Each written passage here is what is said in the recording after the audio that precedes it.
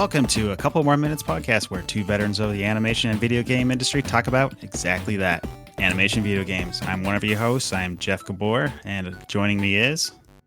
Pete Paquette. Here we are. I will apologize right now, because this isn't the first time we've done a podcast together, is it, Pete? No, it isn't. I'm sure one of us is going to accidentally call this just a few more minutes. That was our old one. This is new. We got a couple more minutes podcast going. So welcome. Yes, welcome. All right. So who are we? I'm Jeff Gabor and Pete, obviously. So we come from animation video games. We've been doing this for some 20 odd years. Both of us. The first 20 years, we were both in feature film. So we ran around. You were at Sony. I was at Blue Sky. You were at Blue Sky with me for some time. So we worked on a whole plethora of movies, and then we both ended up finding our way into AAA video games. I know you've worked at a handful of different studios, and I'm primarily just here at one. And so we're doing it. We're still in animation. We're finding our way through ever-changing times in the industry. But it just means we get more stuff to talk about, right? Exactly. We would like people to contact us and hang out with us and participate with us. So right off the top, I just want to make sure we plug our email, which is acouplemoreminutes@gmail.com. Is that right, Pete? That is correct. The first thing we want to talk about is 1v1. This is our segment where we pit two big retro video games against each other and let them duke it out, and we will decide once and for all who is the better video game. This week we have Mega Man 2 versus Mega Man 3. We're settling it. That is a good rivalry right there. All right, so I'll go ahead and lay all my cards on the table. Mega Man 3 is clearly the better game. I'm tired of all the talk. I feel like Mega Man 2 gets all the praise just because it's a little easier, and it's the Dr. Wily music on the first castle is so good that it dominates over everything that's even great in Mega Man 3. But it's just not enough. If you actually sit down and play it, there's more content, there's more love. You get some of the villains from Mega Man 2 in Mega Man 3. You get to see them too. Really? Like, it's the first introduction of Rush, your little dog. He's way better than just these little like contraptions that you're like laying out. Like, he's awesome. Labeled item 1 and item 2 and item 3 and yeah, that's lame. I mean, yeah. So Mega Man 3, that's my love. That's where it's at. I don't feel like there's really, outside of Wily's music, I don't see how people continually say Mega Man 2 is better. I don't know if you have a case for saying Mega Man 2 is better. I will say that Mega Man 2 is much easier, like profoundly easier. Just to give you context, I haven't played Mega Man 3 in like decades before we started planning the show here. Before we started recording the show, I decided to revisit both of them. And I didn't beat them because I can't. I'm not I'm not that good at these games. But I did get through every boss on the main screen.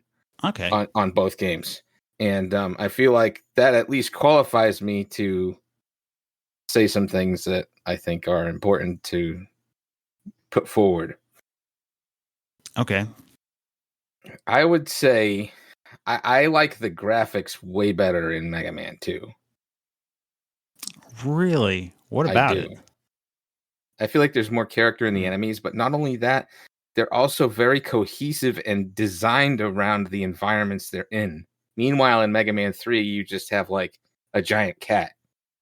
You know what I mean? Yeah. There's some weird level design stuff. I'll give you that. And the one thing that I will follow you and play devil's advocate with you with that. The boss order in Mega Man 3, there's no good route. Like, no, it's not like it's not rock, paper, scissors, right? It's not like you beat this person, then you beat this person, then you beat this person, and you have like a designated order in which all the weaknesses kind of like fall like a house of cards. It just doesn't really work like that in Mega Man 3. No, and the interesting thing about it too is that like none of the bosses are named in such a way to where it will give you a definitive route to go. Right. Where Yep. Mega Man 2, it's totally different. It's like Woodman. Oh, then I must get Blade Man to like to Well, and go and even defeat Woodman. You know what I mean? like the one that makes the most sense, like there's Bright Man, right? And then there's Mhm. Shadow Man. You're like, oh, well, obviously Bright Man will work against Shadow Man. Like that's the thing, right? No, Mhm. they have nothing. Nothing. Instead, you have to use Top Man power against Shadow. Yeah, What and what sense does that make? like Top Man, Gemini Man, like what am I supposed to do with that information? Yeah. You know what I mean? So that you're right. You're totally right. You just shit on your own game there, but it was totally true. Oh, dang it. Maybe Mega Man 2 is better. The other thing Damn it. too is I feel like the music is stronger in 2 as a whole. Leaving Dr. Wily's level out of it, I think the level music is stronger in 2. There's really good stuff. Airman is so good. Bubble Man, so good. Yeah. Yep. Yeah. But I can't really think of a strong example for Mega Man 3 for the levels. Maybe Gemini Man would be a good one. Gemini's pretty sweet. Yeah, Yeah. I like Snake Man. Snake Man's really good. Yeah. The one thing I do like about Mega Man 3, though, is it also has the fun storyline with it. Mhm. Like, it's got this, like, new character, Proto Man, which is, like, Mega Man's brother, and he's, like, a villain. It's like, who is he? Every time he comes on screen, it plays, like, a cool little diddly whistle sound. It's so cool. And you're trying to figure out who he is and what's going on, and you get to follow that through the entire game. And then, spoilers, he ends up like kind of saving your life and helping you, beat Dr. Wily. That part was really great. Like that kind of like just even like twists and like plot design was not there in Mega Man 2. So Yeah. it's got that going for it. The other thing it has going for it is the level design are far superior in 3. Yeah, and come on, the slide is like awesome. Mm-hmm. So if you press down and A on Mega Man 3, he does this like little kick slide, and it becomes super useful against boss fights, and it adds a little extra layer of like how you can beat enemies, and I think it gives like the level designers more stuff to play with by having that mechanic. Which I was so disappointed, not to like throw this out, but like, or to go on off a tangent, but Mega Man 9 and 10 were throwback games to be like the old retro ones. But I guess maybe they're answering our question for us. They built them strictly based on Mega Man 2. They left out the slide. I was like, wow, how'd you do that? Like, I don't mind. Really? Like, one Mega Man 1, 2, 3, there's no charging your Mega Buster. That came in 4. And so they dropped that in 9 and 10. There's no charging your Mega Buster either. But why drop the slide? Like, I feel like that was such a strong mechanic. But I know it added so much to the gameplay. Like, yeah, that alone for me is like what makes me think Mega Man 3 is better than 2. I hope did you play Mega Man 11? Oh, which one was that one? So Mega Man 11 was the one where they now updated it again, where he's got like Time Stopper, and it's like all new graphics, and it's like the 2.5D version. Yeah, I was kind of turned off by the 2.5D. So bad. So I was just it was bad. Forget this. It was bad. It didn't feel like Mega Man. He felt like the weight of it was off. The precision platforming was off. That's one thing I can't stand about like 2.5D games, because like you're asking to be precision, pixel perfect platforming, jumping, but now that you're adding in this like moving parallax where I can't quite tell where the edge of the cliff is, it messes with it. So I don't like it. Yeah. Do you remember that video I made you like during the first Extra Life I threw here of like you gave a big donation to me, so I took some time and made a Pete video with the puppet. Yeah. And he played the Gemini level, and he slid, and he's like, I invented that. So good. Oh man, if you have that, you got to dig it out and give it to me. Yeah, I've not seen that in 10 years or something. I'll send it to you. These are good memories. And actually, speaking of that, we should plug your Extra Life campaign, which is starting up. You're now taking donations. You are part of raising money for Children's Hospital Miracle Network every year. I don't know how many tens of thousands you've raised over the last 10 years. I think 109,000 we're at.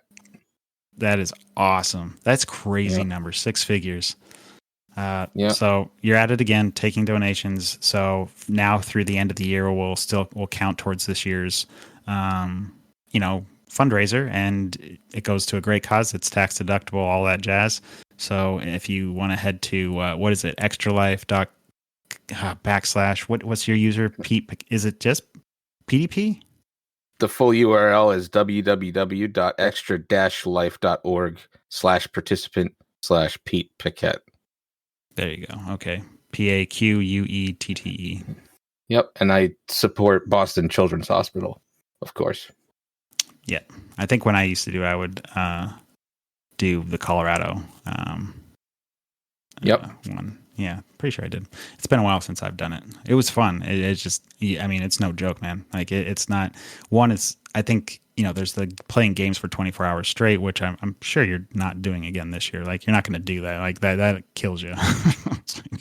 But for the past, I want to say 5 years, every year it has landed on daylight savings time. I swear they do it on purpose. Which means you're actually playing 25 hours. Yeah. So I snooze for an hour around 3 a.m, and then I get back up and go back at it. Yeah, so. That's crazy, man. That's the easy part. It's the fundraising for months in advance, asking people, trying to get those numbers up. So definitely the donations are appreciated. But back to Mega Man 2, Mega Man 3. I got nothing left to say. Pete, you got anything? Can we talk about the difficulty just a little bit? Okay, yeah. Let's go to the difficulty. Like, I found the difficulty in 3 to be, like, astronomically higher than 2. For instance, like I said earlier, I decided to play the game before we started recording just so I could have a familiarity. And you played the American version of Mega Man 2, I assume. Yes, I played the American version of Mega Man 2, did it entirely without any sort of cheating whatsoever. Like, yes, but which see, this is the reason why I asked you about the American version, because in America you got the option for easy or normal and difficult. I forget how to phrase it. Easy, normal, difficult, something like that. I think it's normal, difficult. I did it normal. Okay. But like I said, I got through it with no trouble. Mega Man 3, I'll admit it, I used save states in some areas because damn. Yeah, there's some. I think the hardest stuff is the pits. You get knocked into pits. There's some cheap stuff that happens in Mega Man 3 where you end up resetting the entire level because you keep getting knocked into some damn set of spikes or pits or fire or lava and that kind of thing. So that stinks. Yeah, the thing that really got me was the cubes, the disappearing cubes and Magnet Man levels. Mm-hmm. Those things mess with me big time. And yep. But the thing is that once I finally beat it, I felt so accomplished. So there's at least that. Well, because they have those, I think they call them Kaizo blocks. It's like everybody knows that sound. Yeah. But like on Mega Man 3, on that Magnet Man level you're talking about, they have these like suction fans that are like screwing with your platforming. Oh, yes. Man, yeah. So that really it adds one. It's hard enough to like memorize where you're supposed to jump and jump in time. But now you're adding the fact that if you miss your jump and you're being, blown a certain position, like away from your actual platform, and the consequences is death. It's a one-hit death, not just resetting your time. So yeah, it's so difficult. Yes. That's all. I just wanted to really praise its difficulty. So you're landing squarely on Mega Man 2 is the better game. No, I think Mega Man 3. I think Mega Man 3 is the better game. All right, so but because music and graphics isn't everything, Ultimately, you're playing a game. Well, I'm gonna say right here, then I'm going Mega Man 3. You're going Mega Man 3. We can have the audience participation, give us some votes, but we're the tiebreaker on this, so it's over. Mega Man 3 has the belt. It is the better game, once and for all. I will say, you ran on your Extra Life campaign, you ran a thing, like a Facebook poll, like a year ago. Maybe it was 2 years ago. I think it was 2 years ago. Yeah. Mega Man 2 won that. I was upset. Yeah, I was like too. you had like a bracketed video game to find the best retro video game. Yeah, that's part of my every year I have a countdown. I start about 50 days before game day, and I have a countdown to keep people aware that I'm fundraising for this cause. So like that year I did this huge bracket system of like which is and the whole shtick was which is the better game, and you chose between two games and then it would advance, stuff like that. So yeah, and Mega Man 2 won that. That was disappointing for me. That was a heartbreak. All right, so why don't you can email us at a couple more minutes at gmail.com. Tell us your thoughts. What's better, Mega Man 2, Mega Man 3? It doesn't really matter. So what I'll tell you, we're going to go ahead and pitch what next episode's discussion will be: Mario World, Super Mario World versus Sonic the Hedgehog 2.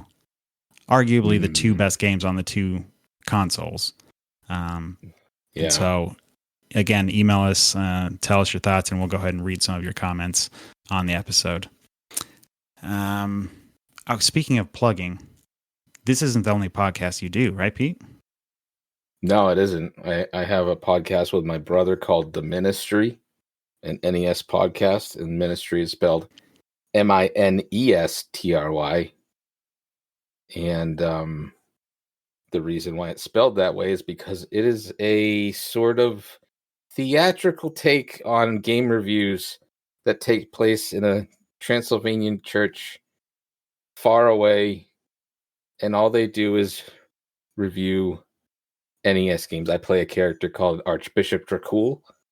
My brother plays a character called Father Avram. And Mr. Gabor here has been on the show a few times. Yeah, you guys are finding your stride in that podcast. Like, I really enjoy it. The most recent one, Karnov, was really good.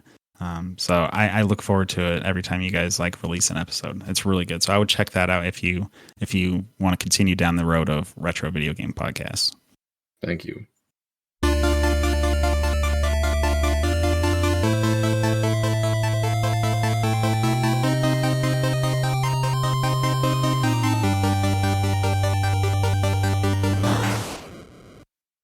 Okay, so our main topic on this episode, we'll be discussing the video game Infernax. But before we get to Infernax, we have a little game called Stump Pete, and I'm going to play a music bit from an NES video game, and we're going to see if we can stump Pete this week.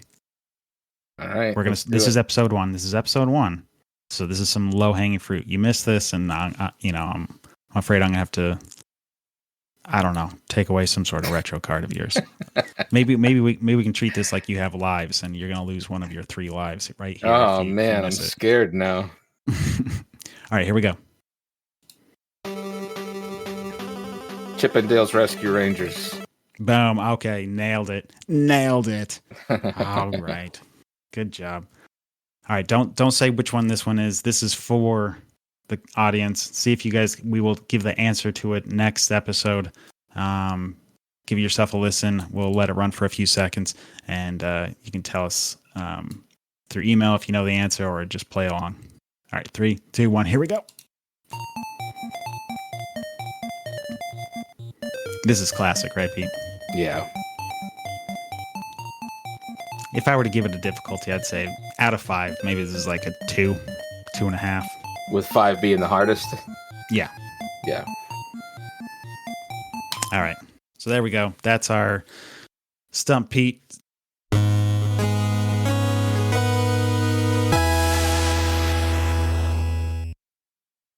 Wait. Before we get to Infernax, one more cool thing. Both Pete and I are big collectors of retro video games as well, too. And retro game collecting has changed a lot in the last, especially 20 years, but even the last 5 years. Yes, it has. It's I could give you a little bit of context as to like how it was back in the late 90s when I first started collecting compared to now. Yeah, well, yeah, those were the I can't believe I missed those days. I should have been collecting then.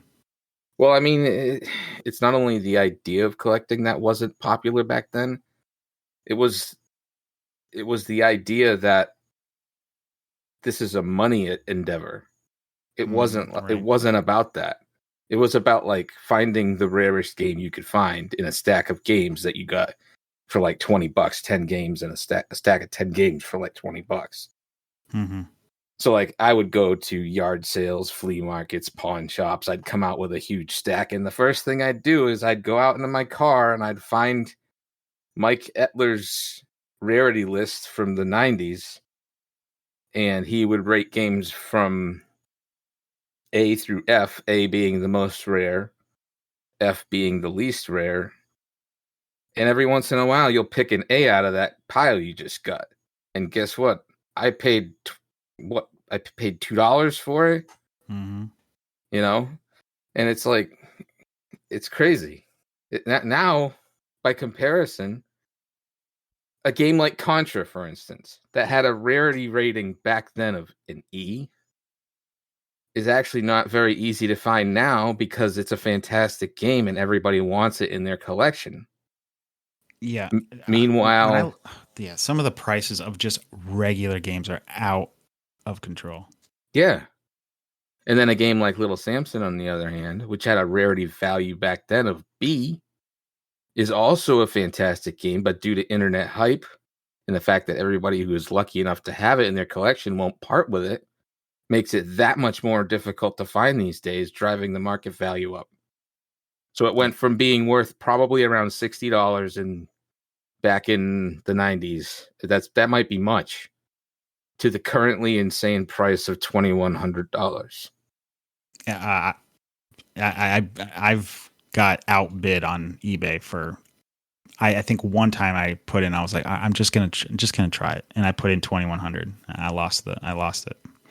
And I would have been, yeah. So I mean, I would have been kicking myself if I actually did pay for it, because it's just not worth that. It's not. Like I remember I went to a retro game store. This just show what the prices have changed. This is probably maybe 6-7 years ago. They had a Little Samson in there, and I was like, I can't reason through a game being $750. Like, I'm just not going to pay. I know, right? And now I'm like, I should have done it. Well, it's a similar story. I found. I remember being at a flea market I regulared off the Marine Corps base when I was stationed there. And I regulared there all the time and I would pick up games. And normally, like I said, I would get a stack of like 20 games for like $10. And I saw DuckTales 2 for $30. Oh, man. Yeah. I wept the day I dished out $200 for that game, because I didn't buy it back then. I'm looking it up right now. I want to see where it's at sitting today. DuckTales 2. I would say it's probably around $230. Well, it is now. I say just for the cart. That's important to mention. So whenever we're saying these prices, there's no boxes, there's no manual, there's nothing. So cart alone, this is pricing it at $281. It went higher than I thought. Yeah. Which is, man. So if you get a sealed copy, which, come on, how many sealed copies are there out there in the world? But that's $7,150. So yeah, that's why you're saying like a lot of people have changed the market in that this is now a money venture for people, which is insane. It's insane. I will say though, with that in mind, all of that said, I'm starting to see a change. I'm starting to see more people selling their games. Yep. And it due to and it's interesting, the Elvis collectibles scene has went through a major crash because of similar reasons, where somebody, like, all these people are dying off and they leave it to their kids, and the kids like, I don't fucking want this. So suddenly the market's flooded. I could see the same thing starting to kind of happen. Dude, the same thing happened just a few years ago with the Atari games. Atari games like 10, 15 years ago, like they're not as much as like Nintendo games, but they were highly collectible, and you'd be hard pressed to find certain games. Like whatever that Alpo game, I can't remember what his name is, some dog food game was like super rare and people were always trying to get it. And now it's like nothing. And you Oh, can the go Chuck to these. Wagon game? Yeah, there you go, Chuck Wagon. But now the complete market crash. You can go to these conventions and people are giving them away for like pennies again. It's like 50 cents for a whole bunch of cheap games. Like you can just kind of pick the litter of whatever you got. It's like if you go to a retro game store, it's kind of like the lost forgotten corner where everything is just like pick up as much as you want for nothing again. And I don't know if Nintendo's ever going to get like that, but yeah, you're right. The market's come down. It's gonna I'm telling you, it's gonna happen. It's just, if you think about it, like Nintendo came out in 1985, Atari came out in 1977. So that's 8 years behind. So maybe in 8 years you'll start to see it come back down to a reasonable price. Yeah. I mean, I was buying maybe 5-6 games a year for the past several years, but this year alone, I have picked up 50-60 games, and that's because people are offloading huge lots. Like their entire collections are going up on Facebook. Like Facebook Marketplace, I'm finding entire collections being for sale, and they're some people are like taking them and then they're selling them off as like either chunks or like or they're actually individually pricing them, and you can kind of pick the litter of whatever you need. It's insane, like that this is happening. Like I did not see that in the last several years. Like everybody was hoarding them and holding on to them. You didn't see entire collections going up for sale. Yeah. So there is hope. Yep. I'm getting down to it. I don't know where I was on the last Just a Few More Minutes podcast. I was probably somewhere around the 400 zone. But where am I sitting today? Let me see. Where am I sitting today? Well, while you figure that out, I'm sitting around 730 out of 834, I think. Okay, so you're counting like Tengen and like non-licensed games. I'm just talking about count. Like Okay.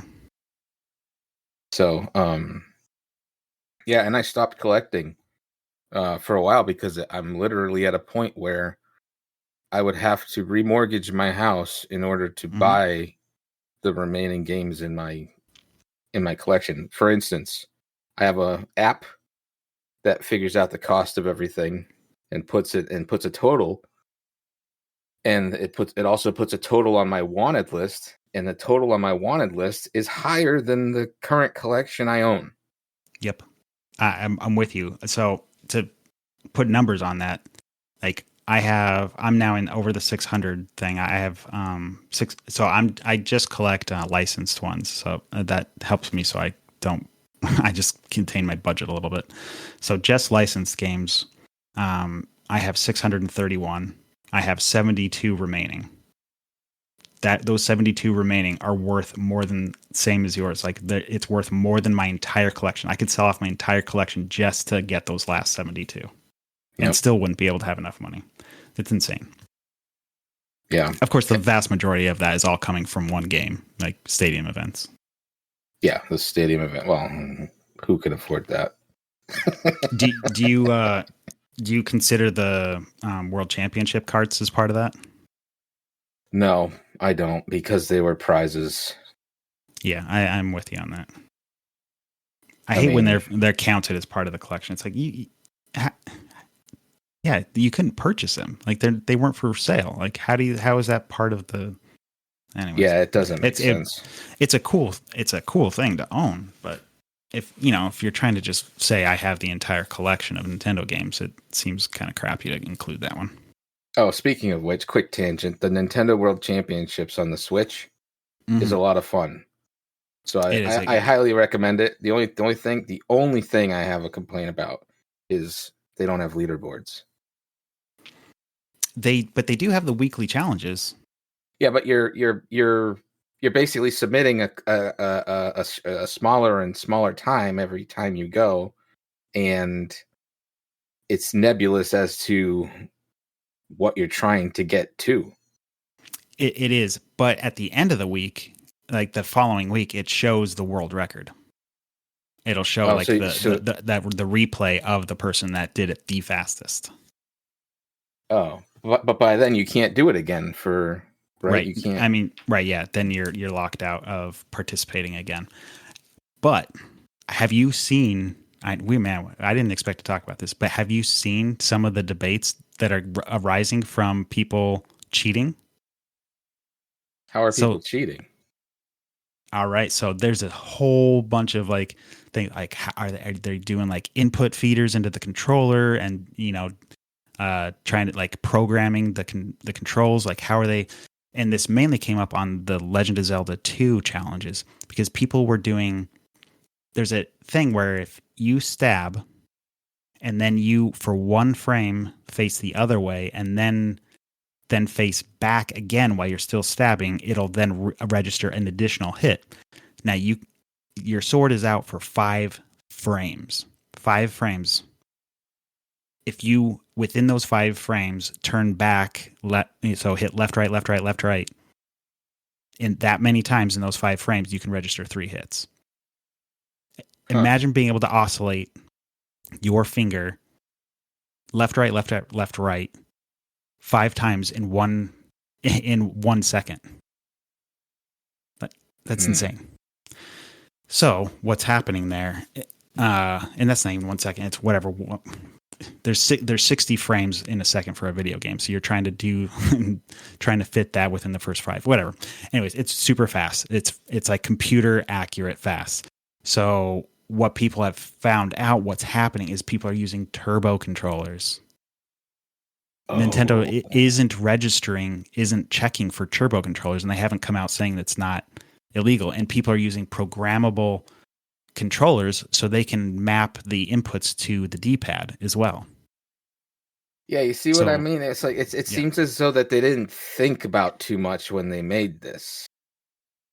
Like the nicety they tried, of having like a leaderboard would have been really nice.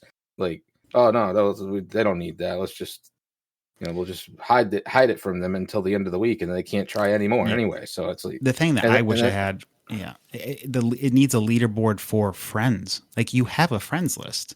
Like why can't you just do a leaderboard amongst your friends? So you're like kind of like doing your playful battle against your 7, 8, 10 speed running friends. But now you're competing against some crazy dude in Japan that has this like makeshift controller that can do D-pad and button input turbo. It's like, all right, well now I don't want to ever like participate in the world events anymore.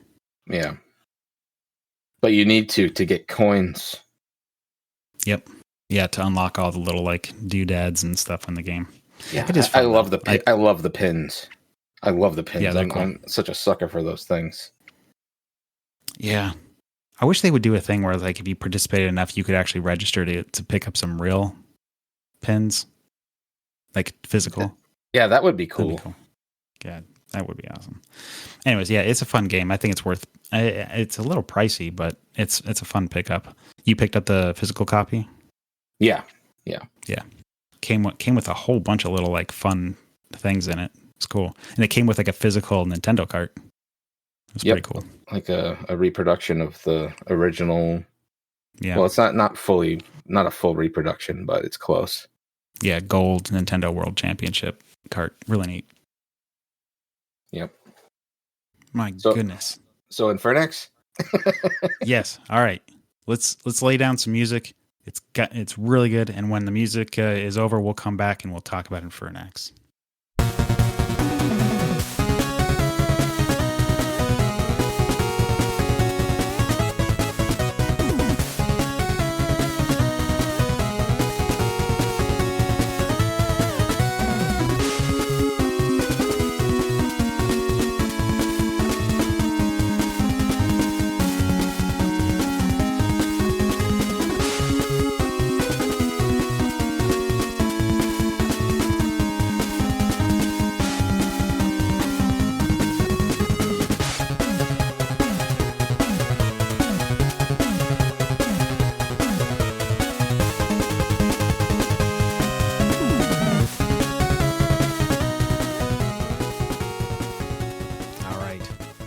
This week's episode, Infernax, buddy.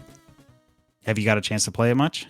Oh yes, I haven't beaten the game yet.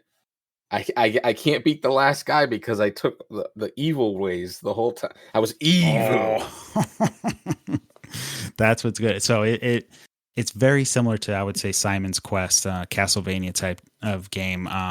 But it has these really cool events in the game where you can choose to be good or bad, and it changes the outcome of the game.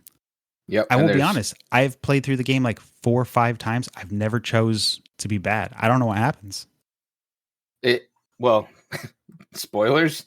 If you choose the bad route, you're permanently locked out of the good armor and weapons. Oh, bummer. So the final boss just beats my ass mercilessly. Gotcha. All right, so just a brief description from their own press release stuff. Infernax is the adventures of a great knight who returns to his homeland only to find it plagued with unholy magic. Whilst on your quest to find and destroy the source of this corruption by any means necessary, you will face ruthless creatures, dangerous beasts, and precarious terrains. So it's like a platformer, really good. It's Metroidvania in that like some areas are you can't get to until you get a certain ability, and then you can unlock those areas, and then find the new castles. And I think there's five main dungeons before then you go into the final area. Right. It's the worst review I've heard is you wish there was more of it, which is like that's a good place to be. Absolutely. And it's like can I just like riff on the controls a little bit? Mm-hmm, yeah. Like the controls and the button mapping are just perfect. Yep. And like you compare that to a game like Odalis, which was a game that I searched and looked for because I was looking for games like Infernax, and someone on a forum said, "Oh, Odalis." So I found a copy, started playing it, and it is like a clunky Genesis game to control, which was a huge disappointment. But like this game, the control is so fluid. It feels like you're like the control and the mapping is so fluid. It feels like the controller is part of your hands. Yeah, I mean, and it's super simple, right? It is a jump button and an attack button, and then the way you combine those moves with your D-pad, you do some additional abilities. But I can't remember. Is there? I guess there's another thing for magic, right? You can use the triggers for magic. I think you can use the bumpers for something too. I'm drawing a blank. It's not overcomplicated. I mean, there's a menu system where you can then go through and see your what missions and achievements that you're currently on, and a map, and you see what armor you have and that kind of thing. But it's not overcomplicated at all. It's very easy to pick up. I will say it is extremely gory. It's what I wish we had as a kid. Oh yeah, it's like that's the thing. The graphics are so reminiscent of the NES, right?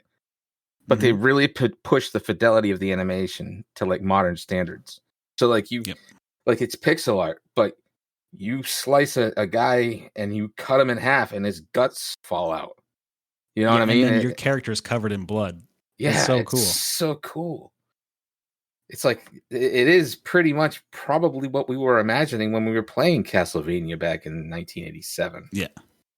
Yeah, this game was released February of 2022, developed by Canadian company Berzerk Studios. And I did a little research on Berzerk. They started making just Flash games back in the early 2000s. 3 dudes in a basement. Really? That's it. And like according to their website now, maybe they have more people that's not listed. Their whole company is 11 people. Wow. It's like, man, that's so cool. Like, they're just out there making the games that they want to make. They're so fun. I don't know. That's just a really, really cool job. To me, that's living the dream. Like you're out from making somebody else's artwork. You're making your own. You're telling stories. You're getting people to play it. You watch people have fun and laugh at the game, and you're getting to just participate. I've said it before, but the thing I love about games is it demands your attention. Working in film and animation, the worst thing I ever did is go to a theater for one of our movies, and you realize how little people are paying attention. It's like you got the kids that are like they're squirming, they're moving, they want to leave. They do leave in the middle of the movie. It ends up being kind of upsetting. But if you're playing a video game, you're focused on the video game. Like you can't be doing anything else. You forgot to mention one big drawback that happens in the theaters too is like the big moment you worked on, and like the big moment you worked on the joke or whatever just falls completely flat in the theater, and you want to just die. Yep. Yeah, I know, because you're spending months working on a one little shot, and you remember all the pain of it, and it just goes by with a blip, and sometimes it doesn't even land. That it's heartbreaking. I don't miss that part. No, actually, I don't miss that either. I'll be honest, I don't miss film at all. I know this is not what this podcast is about, but I don't miss it at all. Well, it's kind of bittersweet for me because I did go back to film after many years of being away. Yeah, you had a nice reprisal over at DreamWorks, didn't you? I did. And the interesting thing about that was I was there for 1-2 films. Sadly, after the first one, I was completely burnt out. So my performance on the second one wasn't very great. And that's just how it went for me, and that's how the cards fell for me. So after that second, for years, what I'm getting at here is for years I was in game studios like wishing I was working on films. And it's only been recently that I've just been happy animating. It doesn't matter what it is. But what does matter is the approach. Like I've found that remember the old days of like back on Horton, for instance, where Jimmy Hayward would be like, "Yeah, here's your goalpost, hit the goalpost, and you're fine." Yep. Where the fuck did that go? Now everything is bottlenecked down to like one person, and you're not allowed to really do anything. Oh, that's if you're lucky, bud. If one person at least says yes or no to something, at least you have somebody to hate. What about the times when it's a committee and they don't agree, and you're playing middleman and trying to please everybody, and the only thing you do is make everybody upset, and then eventually you run out of time, and that's what ends up on the screen. Well, I've run into that with games too. Oh no, man, that's why we're not saying where we're working. Well, not the current place I'm at, but in the past I have. Yeah, it has definitely happened. That's hard on an animator. Yeah, but also the extreme opposite of it is also hard on an animator, because when you have and this didn't necessarily happen to me at DreamWorks, but from what I've read at other studios, this happens to where you have a bottleneck of every single creative decision in a given shot has to be approved. Yep. And again, back to my question, where the hell did the goalposts go? Yep. Like why? The approach. Like what is the emotional resonance of this scene? What needs to be conveyed to tell the story? That's all that really should be, and everything else that's the goalpost. The goalpost is tell the story, make sure it's accurate. All the little extra that change that blink. Could you make it an offsetting blink? I feel like the ooh shape could be pushed a little bit over here. It's like, oh my God, dude. Like it doesn't matter. It just doesn't. So when you get noodled to death, and then eventually you feel like you don't own the shot anymore.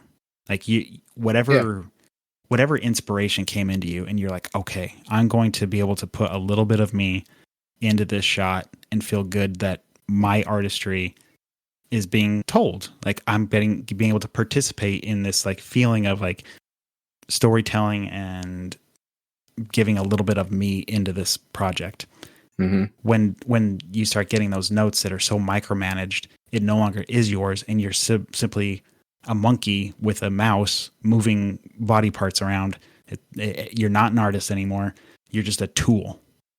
That's all you feel like is a tool. And that's when you get burnt out, and that's when you don't care anymore. You know, I kind of blame Sync Sketch for it. I love Sync Sketch. I think it's a fantastic tool, but I feel like suddenly when there was limitations. This is something my friend Joe Granato, the creator of Nestmaker, his quote is, "Limitations breeds innovation." Right? Mm-hmm.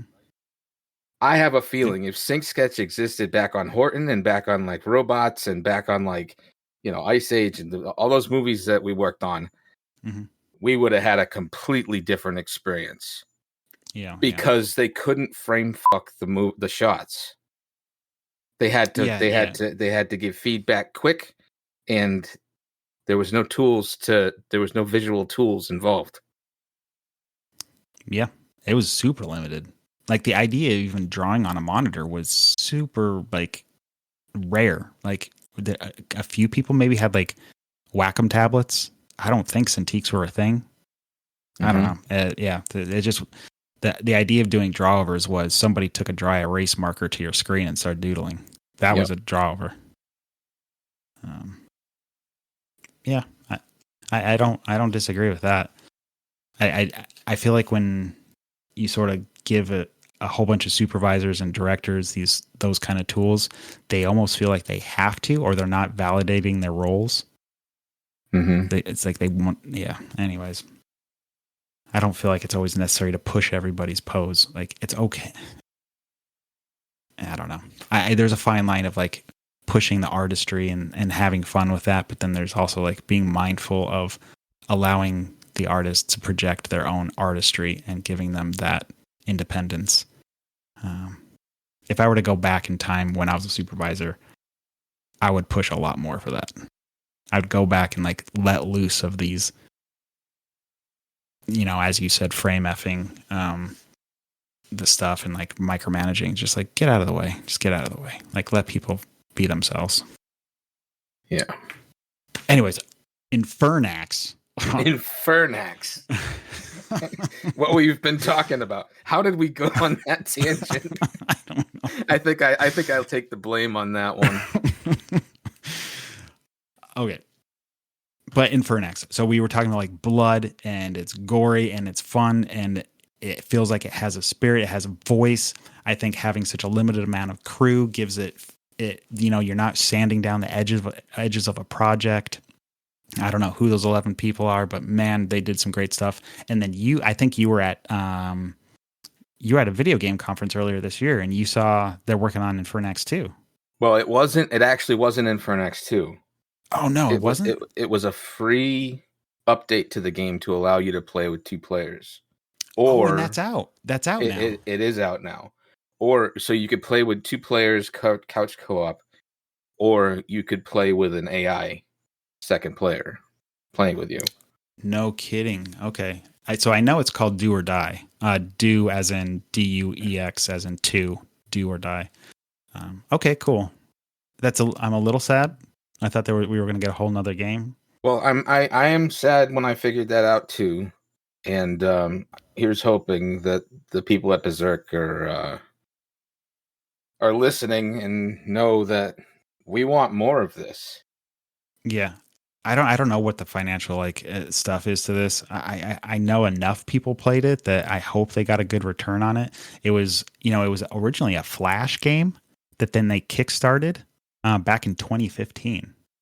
Oh wow! Like so that's a 7-year development from their Kickstarter in 2015. That's how long these things take, and that's a team. That is, these things are not easy. Like just because it's like pixel art, and as some of the reviews said, it was like a little thin on the content. Like, yeah, that's still 7 years of development to get this thing to feel slick, to feel good, to tell the story, to not have bugs, to QA test it to the level design and like make sure people aren't able to like get around all the different like areas where it's locked off. I don't But know. I think also too is that we got to keep in mind that from the perspective of those people who say it lacks content, I don't think they understand that. I No, don't they think they don't. understand that, in order to make a quality item, it takes time. And there is no magic wand. There's no magic wand that's just going to give you more levels. Yeah, I mean, I agree. Like, I think people are sort of used to, like, if they're spending a certain amount of money, they want a certain amount of hours to a game. And if they don't get that, it doesn't matter the polish level of the game. They just didn't get the hours, which is super unfortunate. I have this is a game for me. Like, this is an awesome game. I don't know if you've played but there's like a Game Genie section in the game. Have you seen I that? saw that, yeah. And you That can was enter really codes and cool. change the game. Oh, it's so cool. And then there's these, like, I forget what they call it, but there's like these books you get, and if you read through them, there's like codes in there. And so the one I never got it before, just this last playthrough, and it said, "What if you enter? What is it? I don't remember the code. It was like no name or something. I don't know what it was. Anyways, whatever it was, I entered the code, and then I came back as Jason, like Jason Voorhees. Really? And you can play the whole game. One of your weapons is a shotgun, and then you have a baseball bat, and you get to play the whole game as Jason. This is, this episode's going to land in early October. If you're looking for a game to be Halloween, this is it. You're playing as Jason Voorhees, going around and blood splattering all over you. This is the game. Absolutely. You're going through like old graveyards, like freaking splitting banshees in half. Yeah, and so many great. callbacks to the old games. Like, they get the source material, and they're feeding in people that that are our age are able to, like, pick up on it. It's like, oh, that's the part in Castlevania 2 where you duck and the wind comes and gets you. Like, I get that. That actually, I checked that out, and I found a cliff. I walked up to the cliff. I ducked like you do in the original NES game for about 6 seconds, 10 seconds maybe. Mm-hmm. And a tornado came, just like in the original NES game. And I'm not going to spoil it, but you're going to have to find out for yourself. Yeah, it's worth it. So good. I love that the game doesn't tell you where to go, but I feel like I never really got lost. No, not at all. Like, you kind of, like, you understand, like, okay, there's that one area that I couldn't get to because I couldn't jump high enough. Now I can jump high enough. Now I'm going to go back there. Of course, and then you get to go back to your main town, and the priest will give you a clue of where you're supposed to go, even if you're all lost. So no matter what, you have this, like, oh, okay, like, it's got all the modern conveniences. But and then I love the fact that it has this classic mode. Did you play classic mode? Classic mode.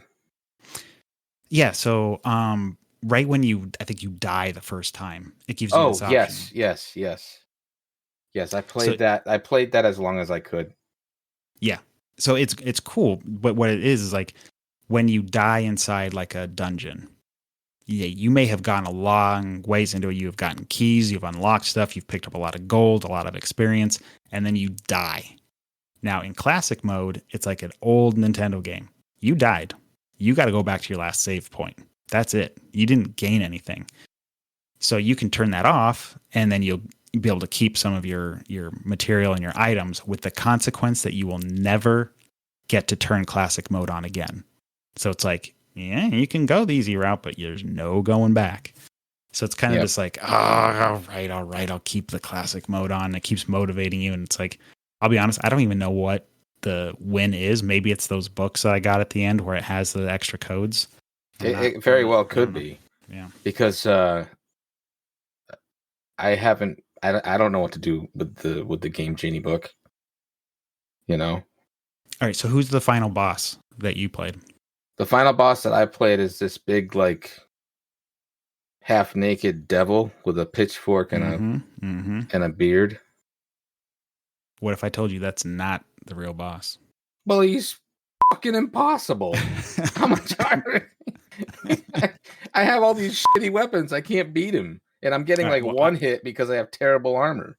I have to give the spoiler of this. So I think in the first version or first playthrough I ever did, I didn't do everything perfectly. So I fought that devil. He was hard. I beat him and I was like, game over, right? And I was like, oh, okay, well, maybe I'll try to do all the things right on this next one. And I did. And you get to that devil and a portal opens up right as you're about to fight him. This giant portal opens up and this hand reaches in and completely crushes that devil because it's upset that it didn't quite do its job correctly. And then you get warped into another new dungeon with a whole new set of enemies, whole new difficulty level, and a boss that is, and I'm telling you, you think the difficulty, like that is my only complaint about the game, which is it's relatively like straightforward. You can get through it. Like you use some extra lives, you die and learn what to do. That last dungeon spikes. That level, the difficulty goes to 10. That's crazy because I thought the 5th castle was pretty damn hard. Yeah, it's not easy, but it gets ridiculous on the last one. Wow. Yeah. Well, I am playing. I played the very first time I played it was a couple of years ago. I played it on my PS4, and I played it recently back through on the Switch, and I started another game on my Xbox Series X. Yeah. So it's on all the major systems. Yeah. I bought, and I made a point to buy it for each system because I love the game that much. Yeah, I just recently went out and because originally I played it on Xbox, the Game Pass, so I got to play it for free, which is great and all, but I also don't get to support the studio, so I made sure and went out and bought a physical copy of Infernax, just to kind of put on my shelf because it's like it's a game that I've played in the last 5-10 years. That's like it's in the top 10. Like I really like this game. Yeah, like if you're looking for a modern retro themed game, this is the top of the list. Yeah, you could do a lot worse. Yep. Yeah, it's great. Is there any last words on Infernax? Is that about it? I think I've praised it enough. I don't know. Out of a, maybe we should give it a score out of 100. Yeah, let's give it a score. Okay, let me think about this. Like at this point, it's easier just to kind of think about a couple things that weren't like I would say. Do you want to? Would it be easier to just instead of 100 to do it out of 5, maybe? Yeah, sure. Let's just do out of 5. Yeah. You heard it here first, folks. The first rating of a couple more minutes. Now, are we giving half points? No half points. Okay, then that makes it easy. 4. It's a 4. It's not perfect, but it's damn good. Yeah, I give it a 4 as well. Yeah, really good. Really, really good.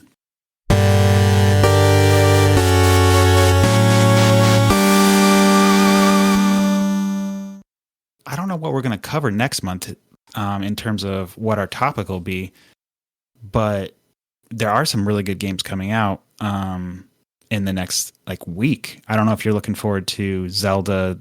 What is it called? Oh, geez. The new Zelda? Yeah, what is it called, dude? I'm sorry, I don't really know. I haven't been paying attention to it.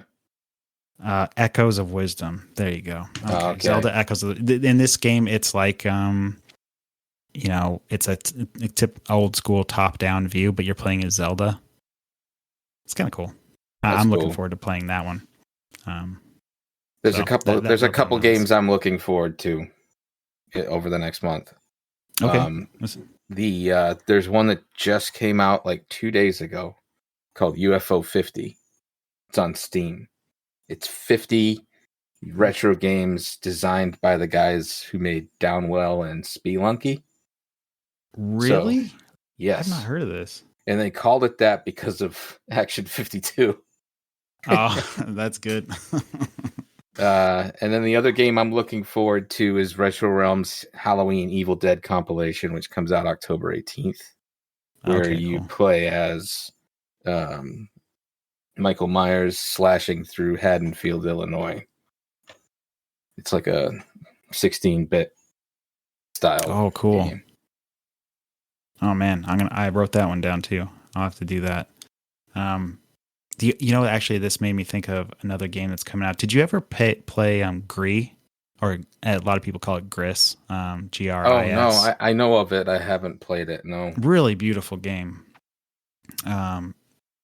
But if you haven't ever seen that game, they got like this amazing artist, Conrad Rose, and he does these like beautiful watercolors. He does a lot of this like really beautiful like female portraits, but they have him as doing like this amazing artwork and animation for these games.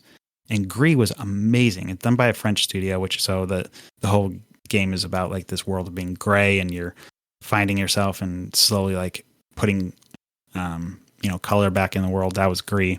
He has a new game coming out this next month, and I shouldn't say it's a studio, but I feel like it's his artwork that like is what they're banking on. And it's so beautiful. It's called Niva, and I'm sure I'm gonna be told that that's the wrong pronunciation because it's French. But NEVA, you can check out Conrad Rose on his Instagram account. He's posting all this amazing, beautiful artwork. It's all like this crazy keyframed animation, like hand-drawn animation.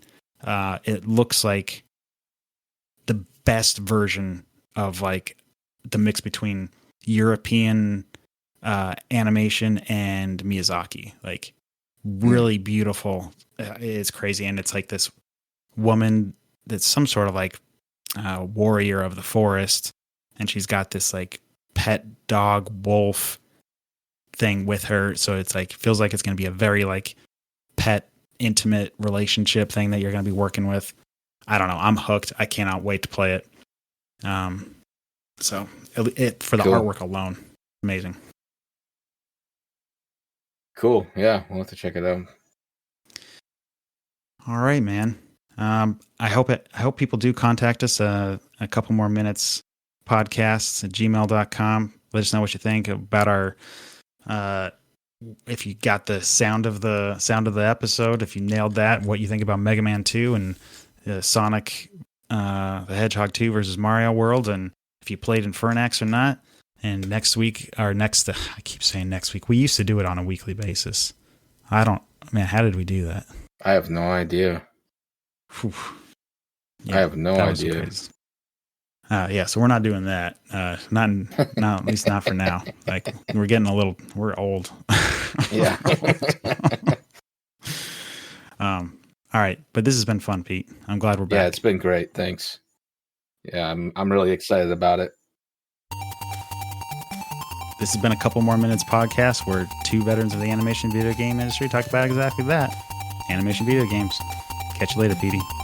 See you later, bud.